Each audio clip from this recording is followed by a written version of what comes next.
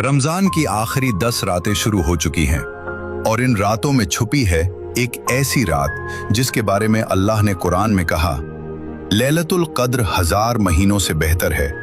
सोचिए, एक रात लेकिन इनाम 83 साल से भी ज्यादा इबादत का। लेकिन असली सवाल यह है, क्या हम उस रात को पहचान पाएंगे?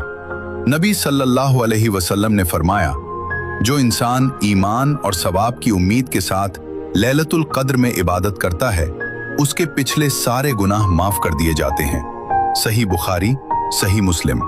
सोचिए, सिर्फ एक रात और पूरी जिंदगी के गुनाह माफ, क्योंकि अल्लाह अपने बंदों को सजा देने के बहाने नहीं ढूंढता। अल्लाह तो बहाने ढूंढता है कि उसका बंदा किसी तरह वापस आ जाए। एक हदीस में आता है, अगर बंदा चलकर अल्लाह की तरफ आता है तो अल्लाह दौड़कर उसकी तरफ आता है।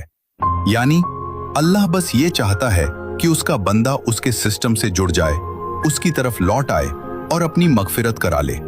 सोचिए, अल्लाह अपने बंदों से कितनी मोहब्बत करता है। कुरान में एक मंजर आता है, जब हजरत यूसुफ अलैहिस्सलाम सालों बाद अपने वालिद हजरत याकूब अलैहिस्सलाम से मिले तो दोनों इतनी मोहब्बत में रोए कि बेहोश हो गए। फिर होश आया, फिर रोए, फिर बेहोश हो गए।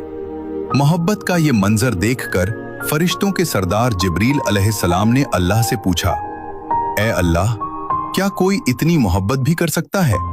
तो अल्लाह ने फरमाया, मैं अपने बंदों से इससे भी ज्यादा मोहब्बत करता हूं। एक हदीस में आता है, अल्लाह अपने बंदे से मां की मोहब्बत से भी ज्यादा मोहब्बत करता है। सोचिए, अगर अल्लाह हमें किसी चीज से रोकता है तो वो हमारी भलाई के लिए रोकता है। अगर वो हमें किसी इबादत का हुक्म देता है तो वो भी हमारी भलाई के लिए देता है। यानी अल्लाह के हर हुक्म के पीछे उसके बंदों के लिए रहमत छुपी है। और आज लैलतुल कद्र की रातों में आसमान के दरवाजे खुलने वाले हैं। फरिश्ते जमीन पर उतरेंगे, रहमत बरसेगी, मगफिरत बांटी जाएगी। शायद आज की रात किसी की तकदीर बदल जाए। शायद आज की रात किसी गुनहगार को माफी मिल जाए। शायद आज की रात अल्लाह आपका नाम माफ किए हुए लोगों में लिख दे। तो आज सोने से पहले एक बार सोचिए, क्या हम लैलतुल कद्र को यूं ही गुजरने देंगे, या फिर आज रात उठकर आंखों में आंसू लेकर कहेंगे, या अल्लाह, मैं गुनहगार हूं, लेकिन तू सबसे ज्यादा रहम करने वाला है, मुझे माफ कर दे। यकीन मानिए, लैलतुल कद्र की रात खाली हाथ लौटने वाली रात नहीं होती।